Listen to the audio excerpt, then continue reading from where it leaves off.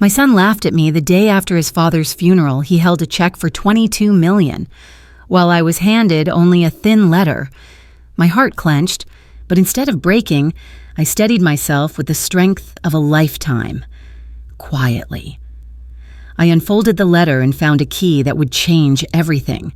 That was only the beginning of what lay hidden. Before I begin, tell me, how are you doing today? And where are you listening from? Charleston winters are never harsh, but that afternoon the air inside St. Michael's felt like stone pressing on my chest. The organ droned while stained glass spilled blue and red across the lilies. I sat with my hands folded in my lap, counting my breaths the way Alder once told me to when the world felt heavy. Folks drifted past the casket without looking me in the eye. An usher seated me one row off center, calling it a mistake, though we both knew it wasn't. A cousin behind me whispered about the estate as if my husband's body weren't lying just a few feet away. I straightened my coat and reminded myself of an old Southern saying, "Manners don't cost a dime." My dignity would not be bargained down today. Then my eyes fell on Ronan. My only son stood at the back, not near the casket, his thumb moving quick across his phone. He practiced a smile, not for mourning, but for some business he was already planning. My stomach twisted. When the service ended, Lucan Drexel, our lawyer, guided us into a small side room where the will was read. The table gleamed, envelopes stacked like unopened verdicts. Lucan cleared his throat, his pen tapping a rhythm of authority. Alder Vassal leaves to his son, Ronan Kelm, $22 million in assets, accounts, and properties. The air shifted, then Ronan laughed. A short, breathy laugh that sliced through the room. It wasn't joy, not grief either, it was relief. Glee at his victory. Guess Dad knew who could handle real money, he said, leaning back as if the chairs were his throne. My name followed. To Ione Vassal a letter. There was a cough from the deacon in the hall, a mutter. That's rough. I felt every eye cut toward me. I lifted my chin. Steady. Mind your tone. Ronan, this was your father's farewell. Not your performance. His grin deepened. Don't take it so hard, Mom. Maybe Dad figured you'd just slow things down. The silence afterward felt like a bruise that no one else could see. I refused to cry. Respect is a debt, and some children grow rich and never pay it. That night, my house by the Ashley River groaned with the cold. The floorboards creaked as if they shared my sorrow. I set the letter on the kitchen table and circled it like it might burn me. Grief and curiosity wrestled inside me. I made tea, placed a lamp close, and laid out a yellow legal pad. Light where you need it. Darkness where you don't. That was Alder's way. His framed photo watched from the mantel, his eyes still kind, still secretive. A neighbor called, offering casserole. I declined gently. Thank you. I've got bread and backbone. Then I sat alone with the envelope. Alder's handwriting marched across it, tidy, deliberate. The clock ticked too loudly, a rude sound in the quiet. I tore the flap. Inside, a folded sheet and something small taped in the middle. The letter was brief, Alder's voice plain, for you alone. Look beyond what's shown. The tape held a brass key, stamped with numbers. It dropped into my palm with a weight far greater than its size, I whispered. Their laughter will cost them everything. The words on the page chilled me. A safe deposit box. A final act of trust. I jotted notes on the pad bank on Ashland Avenue. Hours, 9 to 3. Wear navy coat. Flats, no jewelry. My heart steadied with each line. This is a step. Ione, not the finish line, I told myself. And steps add up. I placed the key under a jar of buttons, locked the back door twice, then walked the hallway like a sentry. I would not be pitied. I would be the woman they underestimated. Out the window, a car idled at the curb, headlights pausing across the mailbox with our name. The engine cut, and a shadow moved toward my porch. The night's shadow still lingered when I woke, but the street outside was empty. Whoever had idled at my mailbox was gone, leaving only a glossy envelope tucked beneath the brass plate that bore our family name. I bent to pick it up, the paper slick against my fingertips. Gilt letters spelling out Ronan's idea of grandeur, an evening of celebration, cocktails, live band, friends of the family. I set it on the kitchen table beside Alder's letter and the brass key. Two worlds stared back at me, one loud with champagne, the other quiet with secrets. I brewed coffee, scribbled a list in my checkbook ledger ID. The key, a notebook. My life had been run on lists, and today would be no different. I texted my grandson Theron, "Careful with my words, eat breakfast. Today's a long day." I didn't mention the party. My heart stayed steady. As my grandmother used to say, a shiny invitation can hide a crooked welcome. By mid-morning, I stood in front of a modest brick bank on Ashland Avenue. Inside, the teller's smile was polite, practiced. I slid my ID across and held up the key with its stamped numbers. A young attendant led me down a narrow hallway. The safe deposit drawer scraped out like an old violin case being opened. My breath caught as I laid the box on the table. Inside were documents, trust papers, property deeds, brokerage statements all neatly bundled. A handwritten note rested on top. Alder's script was firm. If they make a spectacle of money, don't follow the spotlight, follow the paper trail. My throat tightened. The papers referenced detentor assets not mentioned in the will 2 rental properties, a minority stake in a marina, investments spread carefully. It wasn't just money, it was foresight, tucked away where only I could find it. I took photos of the key pages, then requested certified duplicates. My fingers moved slowly, methodically, because I had learned that steady hands uncover what hurried eyes miss. Relief braided itself with resolve. Alder hadn't abandoned me. He had trusted me with more than Ronan could ever imagine. Back at home, I placed the originals in a concealed chest, slid the certified copies under flower tins in the pantry. I jotted a to-do list called Lucan Drexel tomorrow. Buy a fireproof pouch, keep errands to daylight. Then I turned to the other envelope, the invitation. I laid out a navy dress, low heels, a plain shawl, no jewelry, cameras feed on vanity, and I would give them nothing. The riverfront hall glowed that evening with string lights and polished glasses. Ronan stood in the center, handshakes wide, laughter louder than the band. Vera Cullum perched by the bar, her voice cutting through the music like a knife wrapped in silk. When I entered, the crowd hushed, eyes measuring me. I accepted water instead of champagne and stood tall. Some rooms are built to make you forget your worth. I carried mine in with me. Ronan tapped his glass, his words floating over the crowd to new beginnings, to leadership, to managing real wealth. He grinned at me, as if I were a footnote. Vera added, fresh starts for the family. Their knives were soft, but sharp all the same. I waited, then spoke once, my voice even. Your father valued thrift, not theater. The silence rippled. A few guests sipped hard, others nodded faintly. Ronan's smile stiffened, and I knew the sting had landed. Later, in a side corridor, he hissed, "Don't embarrass me." "You did that part yourself," I replied. By the time I left, someone whispered near the door, "Good for her." Barely audible, but enough. Back home. I turned the invitation over. Tiny print at the bottom read, "Sponsored by Kelm Holdings, LLC." I circled the letters in ink. A new list began to form. Check filings. Confirm liens. Call Lucan tomorrow.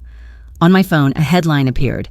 Heir to $22, million plans, aggressive moves, and there, bold as brass, my house was listed. The morning sun filtered through my kitchen blinds, but it did nothing to ease the heaviness in my chest. I opened the article that had buzzed on my phone the night before. There it was in bold, legacy assets ripe for redevelopment, my Riverside address printed like a target on a dartboard. I read the byline twice. Underlined phrases that painted me as an obstacle, and printed a hard copy. On my table I made 2 piles, Alder's carefully prepared documents on one side, and this newspaper smear on the other. Noise against proof. I dialed the paper's office, asked about their corrections policy. A tired receptionist routed me to voicemail.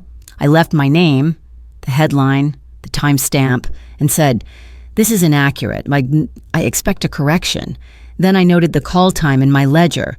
After that, I drafted an email to Lucan Drexel, attaching screenshots. Subject line, urgent false reference to Vassal home. As I hit send, I whispered, "Ink can stain a name unless you keep receipts." To clear my head, I walked to the corner cafe. Newspapers sat stacked by the door. Ronan's face plastered across them like he was royalty. 2 women whispered, "That's the son who got the fortune." I heard my surname and kept walking, back straight. The barista paused when she read my name on the loyalty card. "On the house today," she offered. I smiled gently. "No, thank you. I pay my way." At a side table, a realtor spoke too loudly, telling a client that Kelm Holdings was snapping up aging properties. My spine stiffened. My house was no listing to dangle. I texted Theron, "Stay off the comment sections today." He sent back a thumbs up and a heart. I scribbled on a napkin. County records, LLC filings, liens. The town could talk all it wanted. I would keep the ledger by midday. My phone calls drew a clearer picture. The county clerk confirmed no filings against my property. The state registry showed Kelm Holdings. LLC had been formed only 3 weeks ago. I copied the agent's information and tucked it into my folder. I left a concise message for Lucan Media misstep noted. No legal transfer. Advise on cease and desist. Then I changed my shoes for better traction and slipped certified trust copies into my bag. I knew where Ronan would be preening under showroom lights. The dealership smelled of leather and chrome polish. Ronan basked under track lighting, waving a key fob like a prize. "Some of us," he said loudly, "were built for real money." Salesman chuckled nervously. Cameras hovered. I stepped closer. Calm as stone. "Your father measured wealth by what you kept, not what you flashed." One salesman straightened, his smirk fading. Ronan gestured to the crowd. "This is the new chapter. Old properties retire gracefully." His glance flicked toward me. My home, in his mouth, turned to bait. I let silence hang until it pressed on him. He filled it with bragging, words wobbling on their own weight. I moved near enough for him to hear without the cameras catching. "Ronan, remove my address from your narratives." He smirked. "Optics, Mom. Investors love a clean slate. Investors love enforceable titles more." I countered. His jaw ticked. When I mentioned Lucan's name, a banker by the counter looked away. Tell enough for me. I lifted my vinyl folder slightly. Tabs visible. Proof beats patter. Don't mistake my quiet for absence. He leaned close, voice thin. "Don't push me. You're pushing yourself," I said, steady as granite. Cameras caught only his tightening jaw. On the drive home, I bought a fireproof pouch, extra batteries, a cheap door sensor. Practical, not paranoid. I texted Theron. "Proud you stayed quiet. Real work isn't done in comments." He answered, "I'm with you." At a stoplight, I watched a pelican dive clean, decisive, no wasted motion. Discipline is the breath you choose when the world is hyperventilating. Back home, something was off. A chair sat angled wrong, a towel hung in a way I never left it. The back door's deadbolt turned too smooth, greased. My pantry tins were untouched, but I moved the certified copies into the new pouch. I tested the door sensor, wrote another list call Lucan first thing, add a chain lock, recheck windows. As dusk settled, my phone vibrated with a voicemail. "Miss Vassal, we need to discuss guardianship options." The word capacity echoed, a glove across my cheek. The first sign was small, my comforter folded in a way I never leave it. Then I noticed the jewelry dish turned a 1/4 inch and a faint scent of aftershave I would never buy. I walked to the back door, its strike plate bore a fresh scuff.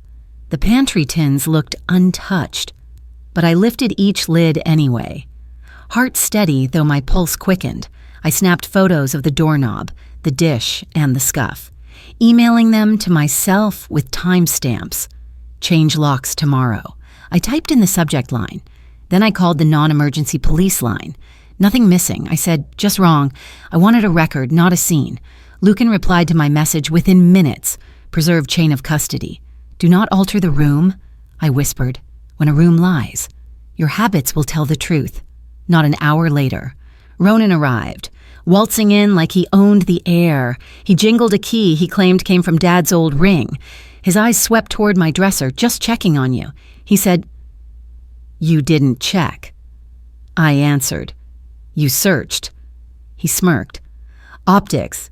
Mom, everyone's watching." I stepped between him and the nightstand, posture calm, voice even.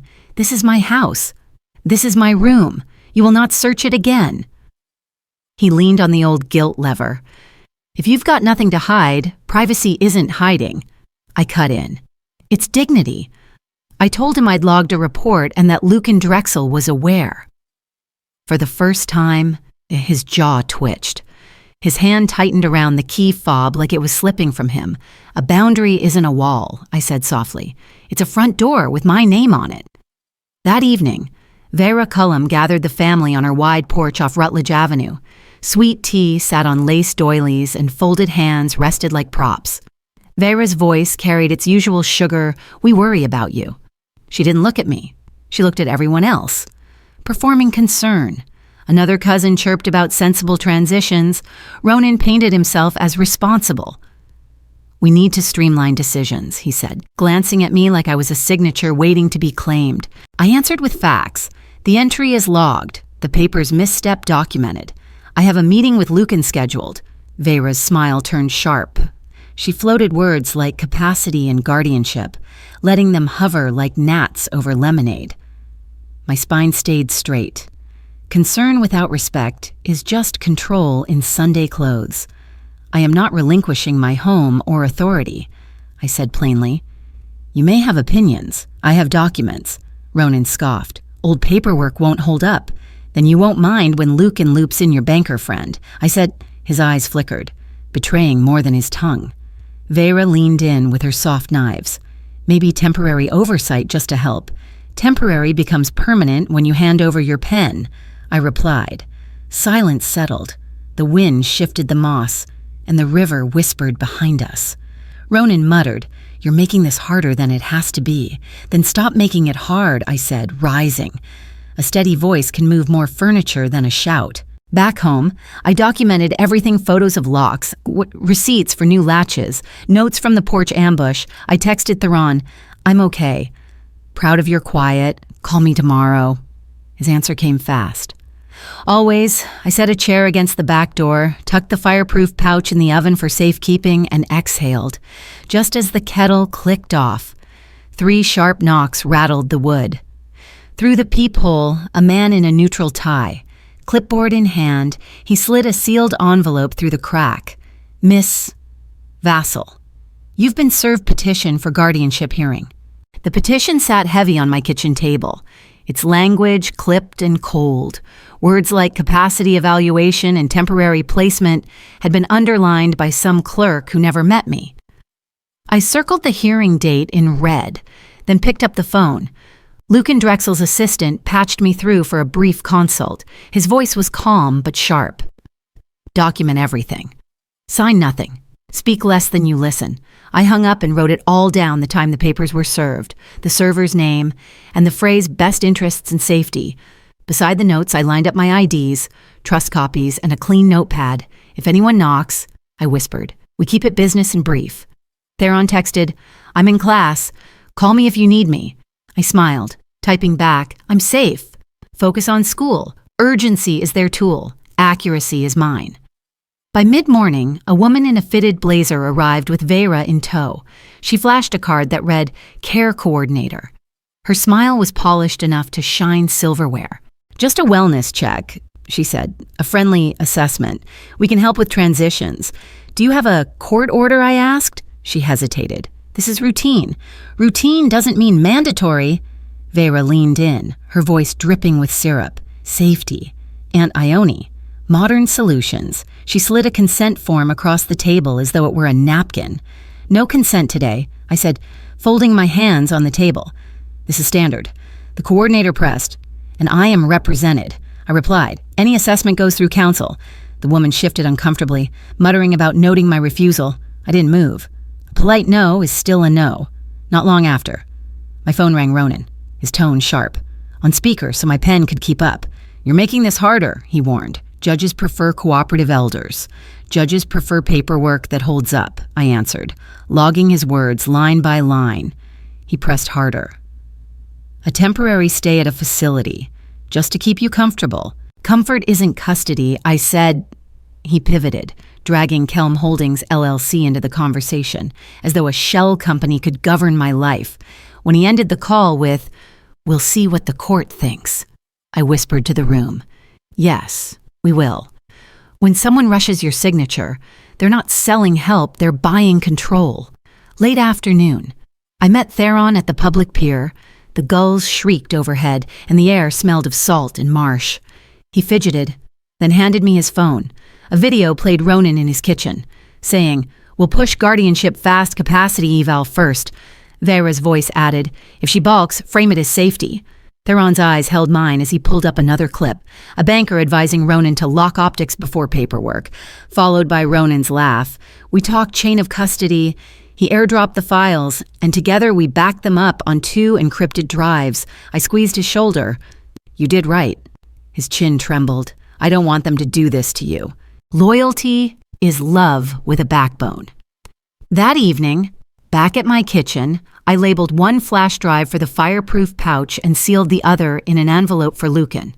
I printed stills, annotated names and times, and drafted a clean timeline. My court clothes hung ready by the door, a checklist taped above them, ID files, phone calm.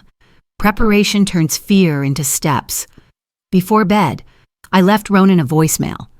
Further attempts without counsel will be treated as harassment.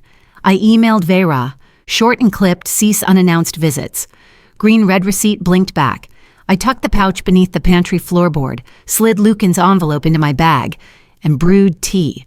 The river outside swallowed the last of the light. My phone buzzed a courty notice. Ronan had filed an emergency motion, accelerating the evaluation to Monday, 9 m. At my home. If they move the clock, you move the ground. I tapped confirm appearance and texted Theron. Be ready to witness. At 8:59 sharp, my doorbell rang. I stood 6 feet back, Lucan Drexel beside me with his portfolio, his phone recording in full view. On the porch stood a court-appointed evaluator and a deputy, both official, both stone-faced. No Ronan, no Vera. Lucan had made sure of that in writing. Scope is limited, he reminded them. Orientation questions only, no rummaging. I answered each query calm and clear: the date, the city, the purpose of today. I showed my utilities ledger, medication list, and bill pay log. The evaluator scribbled notes. The deputy nodded at my orderly folders. My pantry photos and lock receipts sat ready if asked. When they left, Lucan whispered, "Control isn't volume, it's terms." In the foyer sat an archive box marked Estate Originals. Inside, blank pads, expired warranties, empty dividers, a decoy. Just before we stepped out, Ronan's text flashed, "Bring Dad's originals today," I replied. "Materials will be handled in court, at the curb." He appeared like a storm cloud. "I'll take those now," he demanded. Lucan's voice was iron. "No transfer outside the record. I lifted the box halfway." Ronan snatched it, smirked, and strode off to his car. My door camera caught every second. Lucan arched a brow but said nothing, already emailing the footage to himself. If someone grabs what isn't theirs, let them carry the emptiness.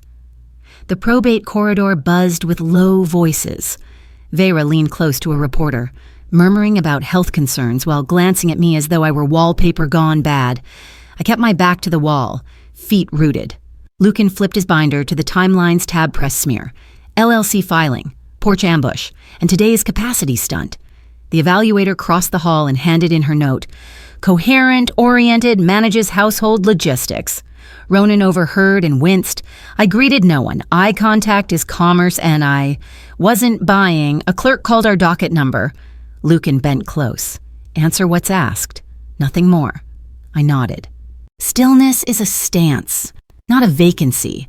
Inside the courtroom, Ronan's attorney painted a picture of declining capacity, waving a glossy photo of me at the party, unsmiling, as if a woman's face proved incompetence.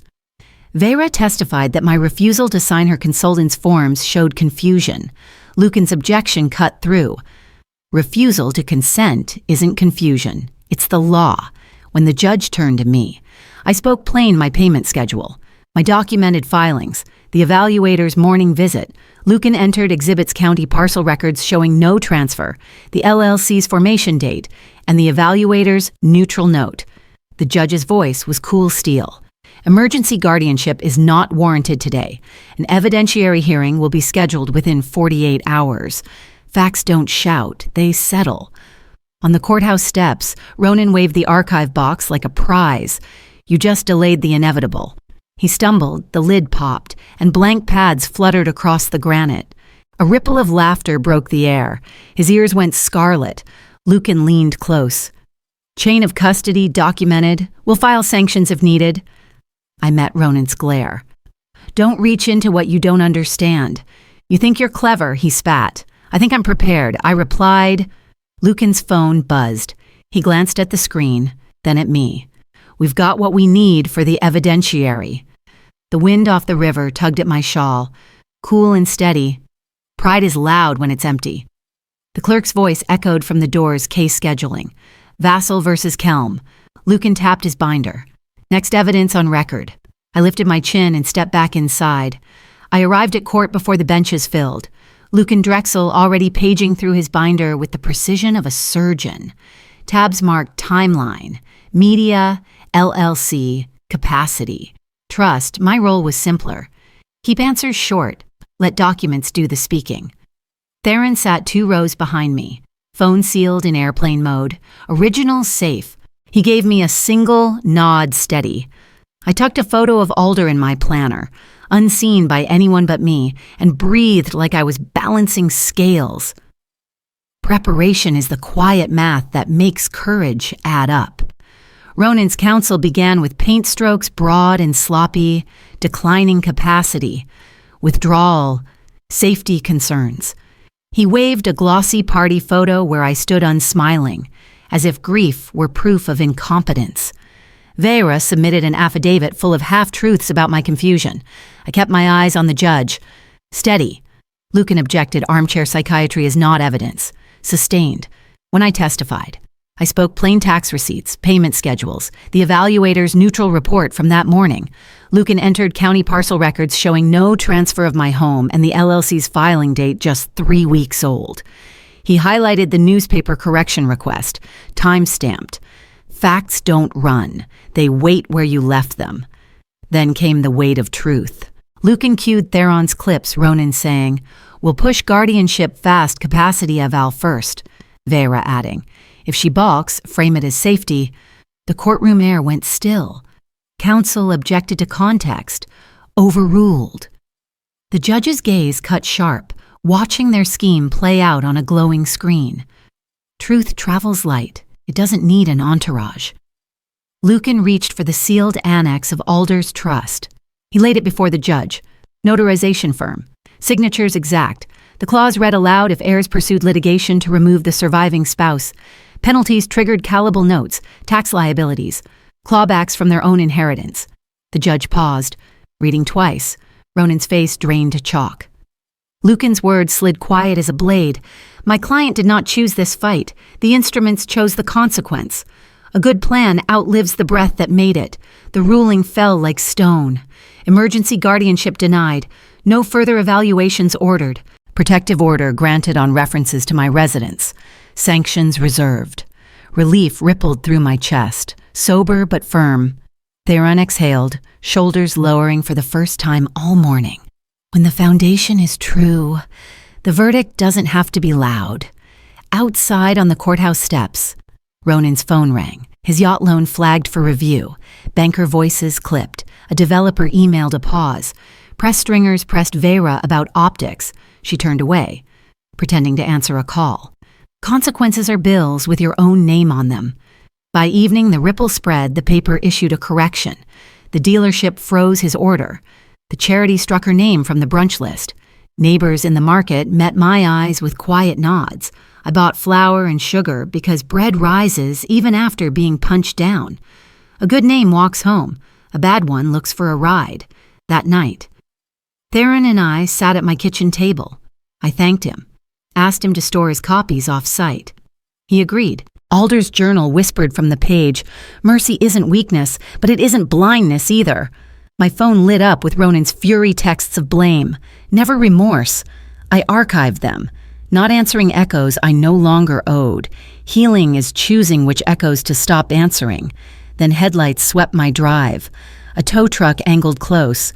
"Papers in hand, repossession order," Ronan shouted at the driver. Voice raw as neighbors' porch lights flicked on. The car lifted onto the winch, steel groaning against pride. Ronan's eyes found my window. Wild, hollow. I let the shade fall, kettle humming behind me. The river wind pressing calm against the siding. Pride is loud when it's empty. The morning after court. My kitchen table looked like Command Central. I logged the judge's orders into a binder, guardianship denied, my address protected. Sanctions hanging like a sword above their heads. I sealed certified clips, the decoy box footage, the annex excerpts into a courier envelope, noting the tracking number with my usual yellow pad and blue pen. At the bank, I'd already filed a standing instruction, no disclosures without counsel. I called the paper's editor myself. "I appreciate the correction." I said, "Now I'd like a piece on elder autonomy." She agreed to a Sunday op-ed. "Keep your papers straight and your spine follows." By midday, my house smelled of bread. I set 2 plates for dinner, one for me, one for Theron. A third plate stayed in the cabinet. Alder's journal rested on the sideboard. Closed. Some days, ghosts need quiet. I slid the fireproof pouch beneath the pantry board and double-locked the back door. I texted Theron dinner at 6. "Bring your homework." Replied. "And a toolbox," I answered. "Yes."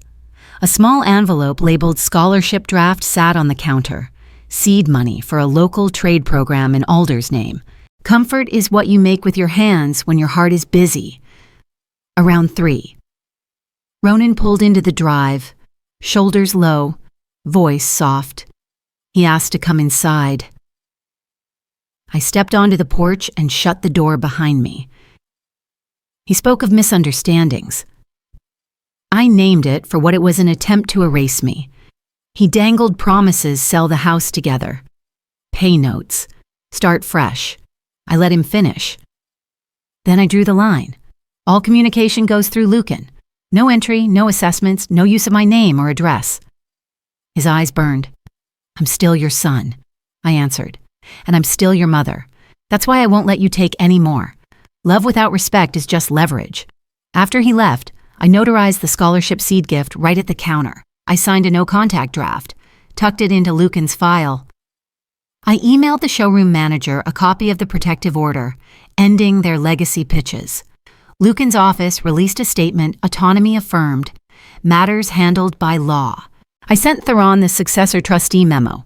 He texted back when a photo of a locked box. Mercy isn't a refund for bad choices. By evening, Theron arrived. Toolbox in hand, we ate warm bread and stew, homework beside the plates. I showed him the scholarship draft. "You're not the bridge between me and your father." I told him, "You're your own man." He nodded, throat tight. We planned porch repairs, a budget lesson, a campus visit. I slid the front door key across the table. I kept the back door key on my apron. We clinked glasses of water. "To keeping what needs keeping," I said, "and letting go of what doesn't." He answered, "Inheritance worth having fits into habits, not headlines. Later." Lucan forwarded lender notices, yacht loan recalculated, vacation home under foreclosure. The paper posted a follow-up. Vera emailed an apology with a lunch request. My reply was brief. "Thank you for the apology. No lunch." The charity dropped her, then invited me to speak on elder autonomy. I agreed with no family names mentioned. Dignity doesn't publish a victory dance. When Theron and I installed the porch chain, sawdust curled at our feet. I swept it into a paper bag, tied it neat. Inside, the kettle sang, a letter slid under the door, postmarked from a community foundation they'd matched the scholarship seed. I laughed low, grateful. Outside, the river wind tapped the chimes. "Inside," Theron asked. "Grandma, what's next?" I answered. "We build. Freedom feels like room around your name."